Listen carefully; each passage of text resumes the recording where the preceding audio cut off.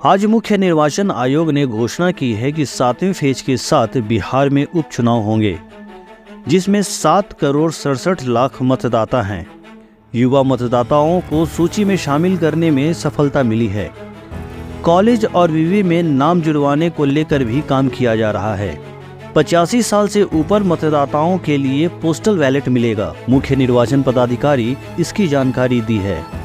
साथ ही आचार संहिता भी लागू हो गई है, जिसमें पब्लिक बिल्डिंग पर जो भी पोस्टर है उसे उतरवाया जा रहा है।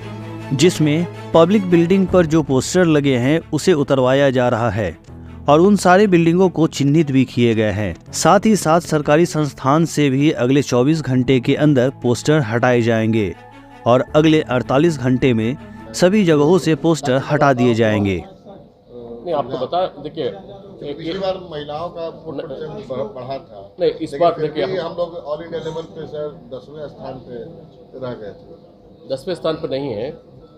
लास्ट पूरा भारतवर्ष में आप जम्मू एंड कश्मीर को हटा देंगे तो सबसे लोएस्ट मतदान बिहार में हुआ था। इसको हम लोग को बढ़ाना है।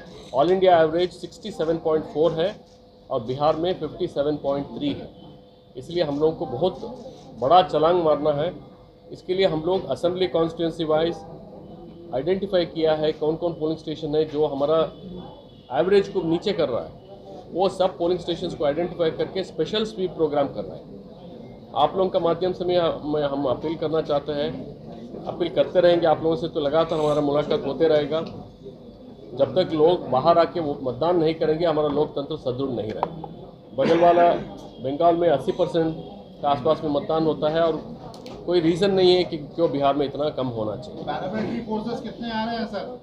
वो हम लोग डिस्क्लोज नहीं करते हैं। सिक्योरिटी वाला मत पूछिए। ये है कि अभी जिन लोगों के खिलाफ में कोई भी क्रिमिनल बैकग्राउंड होता है उन्हें इस बार चुनाव में मौका नहीं दिया जाएगा। नहीं, ऐसे नहीं बोले। कुछ क्लियर मतलब क्लैरिटी दे दीजिए। नहीं, कोई एफआईआर नहीं, मैं बता दूँ। चीफ इलेक्शन कमिश्नर महोदय ने यही बोला, जो भी कैंडिडेट्स जिनका क्रिमिनल एंटीसिडेंट्स है उसके लिए नो योर कैंडिडेट नाम के एक ऐप बना है जिसमें आपको सारी डिटेल्स मिलेंगी।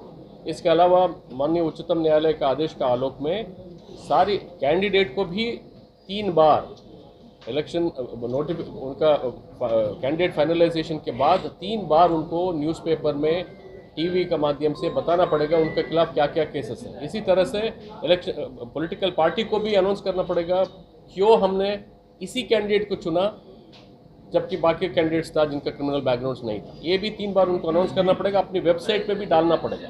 ये फैसिलिटी अवेलेबल है, अभी भी अवेलेबल है। सर, एक इसी से जुड़ा हुआ है कि एमपी एमएलए कोर्ट में अभी तक कितना मामला पड़ा हुआ है? नहीं, ये डिटेल मेरे पास नहीं है। मतदाताओं को पोलिंग स्टेशन तक ले जाने के लिए कोई प्रबंध?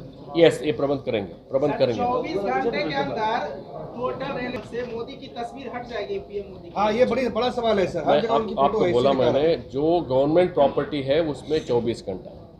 लेकिन नहीं, आ रहा हूँ मैंने, अगले 24 घंटा मतलब 48 घंटा टाइम है। जो प्राइवेट प्रॉपर्टी है लेकिन पब्लिक पर्पस के लिए यूज़ हो रहा है उन लोगों के लिए सेकेंड डे एंड तक टाइम है, उससे भी हटना पड़ेगा।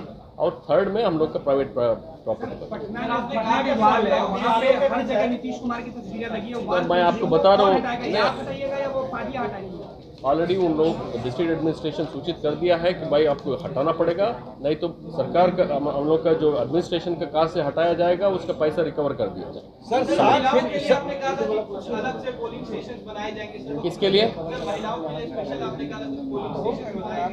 नहीं, देखिए वो तो बाई इलेक्शन में हमने ट्राई किया था और बहुत सक्सेसफुल भी हुआ था। इस बार ऐसे कोई प्रोग्राम नहीं है।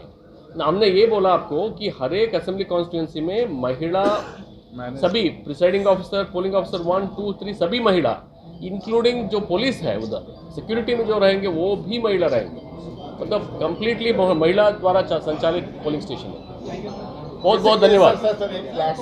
ये जो आपने बताया कि 35 ऐसे क्षेत्र चिन्हित किए गए हैं जहाँ खर्च के हिसाब से या मनी का फ्लो ज़्यादा हो सकता है वहाँ पर, उनके लिए क्या आपने?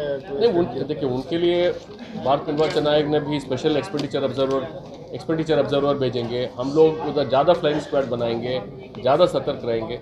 अभी तो उसका फिर रिवाइज होगा ना, कैंडिडेट कैसे खड़ा किया गया है, कौन सा आया है, उस पर ये रिवाइज होते जाएगा। अभी फर्स्ट कट है, इसलिए मैं पहले ही बोला 35 असेंबली कॉन्स्टिट्यूंसी जो हम लोग आइडेंटिफाई किया है, भाई इधर दारू पैसा ये सबका फ्लो ज़्यादा हो सकता है, वो 35 आइडेंटिफाई किया। हो सकता है इसके अलावा भी कुछ ऐसे कॉन्स्टिट्यूंसी उभर के आ जाए जहाँ कंटेस्ट बहुत कीन है और ज़्यादा पैसा का प्रलोभन होने का संभावना ज़्यादा है, तो उधर नाम उसका जोड़ देंगे हम लोग इस लिस्ट में। सर, अगर किसी डिस्ट्रिक्ट के डीएम या एसपी की कंप्लेंट करना हो तो कहाँ करेंगे? हमको करेंगे, आपको करना है तो कर। कौन से प्लेटफॉर्म आपको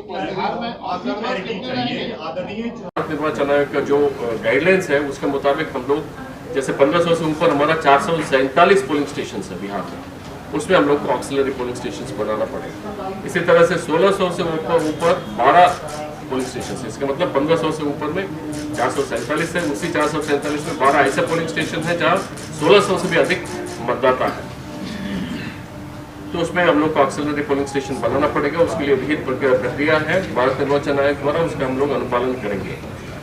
भारत निर्वाचन आयोग का ये भी निर्देश है कि कम से कम हर एक पार्लियामेंट्री कॉन्स्टिट्यूंसी में पीडब्ल्यूडी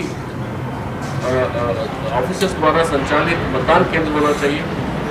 40 हमारा पार्लियामेंट्री कॉन्स्टिट्यूंसीज है, हम 40 पीडब्ल्यूडी द्वारा संचालित मतदान केंद्र खोलेंगे। इसी तरह से यूथ मैनेज पोलिंग स्टेशन भी हम लोग बोल रहे हैं, 76 का हम लोग टारगेट रखे हैं। ऑल वुमेन पोलिंग स्टेशन हम लोग सभी असेंबली कॉन्स्टिट्यूंसी में मिनिमम एक रखे हैं, 243 खोलेंगे। हम लोग का 40 पार्लियामेंट्री कॉन्स्टिट्यूंसीज में 18 पार्लियामेंट्री कॉन्स्टिट्यूंसी में 35 ऐसे एक्सपेंडिचर सेंसिटिव कॉन्स्टिट्यूंसी को हम लोग आइडेंटिफाई किए। 35 243 जो असेंबली कॉन्स्टिट्यूंसी है उसमें 35 हमारा एक्सपेंडिचर सेंसिटिव कॉन्स्टिट्यूंसी जो विगत चुनावों में जो सीजर हुआ, पिछले एक साल में जो सीजर हुआ, दारू हो, कैश हो, कोई इलेक्ट्रल ऑफेंस हो, ये सब को देखते हुए ये फर्स्ट कट है। डीएमएसपी लोग मिलकर के 35 ऐसे असेंबली कॉन्स्टिट्यूंसीज को आइडेंटिफाई किया जो 18 पोलिंग स्टेशन 18 पार्लियामेंट्री कॉन्स्टिट्यूंसी में आता है जो एक्सपेंडिचर सेंसिटिव है। भारत निर्वाचन आयोग का ये भी निर्देश है कि हर एक असेंबली कॉन्स्टिट्यूंसी में हम लोग को कम से कम 3 फ्लाइंग स्क्वाड बनाना चाहिए।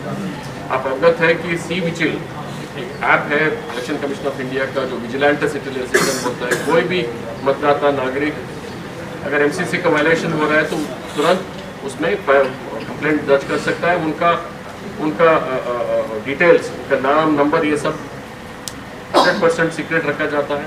100 मिनट्स के अंदर में उसमें कार्रवाई होना, ये तभी संभव है जब हमारा फ्लाइंग स्क्वाड जाके उसमें टाइम शेड्यूल फिक्स है, 25 मिनट में ये करना, 25 मिनट में ये करना, बाकी 50 मिनट में क्या करना, ये सब हम लोग शुरू कर दिया है।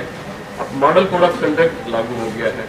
हम लोग का पहले 24 घंटा में जितना गवर्नमेंट बिल्डिंग पर पब्लिक बिल्डिंग का तात्पर्य यह है कि सरकारी काम के लिए हम लोग कोई इवन निजी बिल्डिंग भी अगर भाड़ा पर लिया है उसको पब्लिक बिल्डिंग ही माना जाएगा। तो उस बिल्डिंग पर जो भी इस तरह से ग्राफिटी है, पोस्टर है, बैनर है, वो सबको भी हम लोग हटा देंगे। और लास्ट 24 आवर्स में हम लोग जितना प्राइवेट बिल्डिंग पर लगा हुआ है उसको भी हटाएं। किसी भी व्यक्ति, कैंडिडेट हो, पॉलिटिकल पार्टी हो, प्राइवेट बिल्डिंग्स पर बैनर लगाने के लिए, झंडा फहराने के लिए उस ओनर का परमिशन लेना अनिवार्य है। जब भी हम लोग हमारा ऑफिसर्स जाके चेक करेंगे, पार्टी वाले हो, कैंडिडेट वाले हो, उसको दिखाने के लिए सक्षम रहना चाहिए कि देखिए ये ओनर से हमको परमिशन मिला। बिना ओनर का परमिशन का कोई भी आदमी, कोई भी पार्टी अपनी प्रचार प्रसार का सामग्री प्राइवेट प्रॉपर्टी पर नहीं लगाया जा सकता। ये संक्षिप्त रूप से आज के लिए ये है। कोई क्वेश्चन? लोकसभा चुनाव 2024 में बिहार के 40 सीटों पर चुनाव होगी। लोकसभा चुनाव की तारीख निम्न प्रकार से है।